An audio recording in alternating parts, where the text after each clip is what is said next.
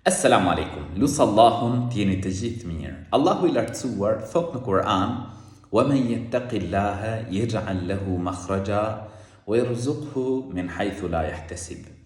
Kush i friksohet Allahut, Allahu bën për të rrugdalje dhe furnizon atë ka nuk e pret. Vllai i nderuar, motër e nderuar, një ngjarje e bukur të cilën dua ta ndaj me ju.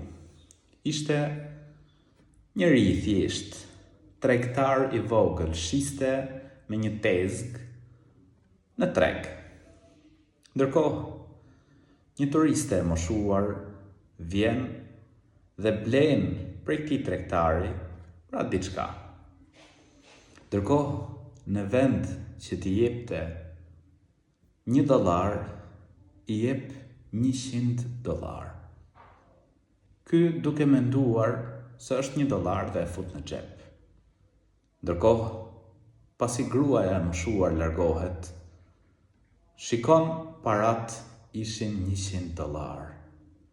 Menjëherë i thot komshiut, dyqanit më të afërt, i thot: "Shikoje mallin sepse më ka dhënë $100" dhe vrapon për gjetur gruan e moshuar.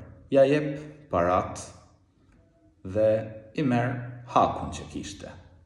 Kur kthehet, komshiu i tij, i cili ishte biznesmen i madh, tregtar i fuqishëm, kur e shikon këtë besnikëri për këtij burri, i jep atij një ofertë. I sugjeron atij sikur të bëhej ortaku i tij në biznes. Burri tregtar i thjesht, kur i vjen kjo ofertë e çmuar, patjetër thot pranon. Vazhdon punën me këtë tregtar, ndërkohë Allahu subhanahu wa ta'ala ja hap dyert e riskut, dyert e furnizimit.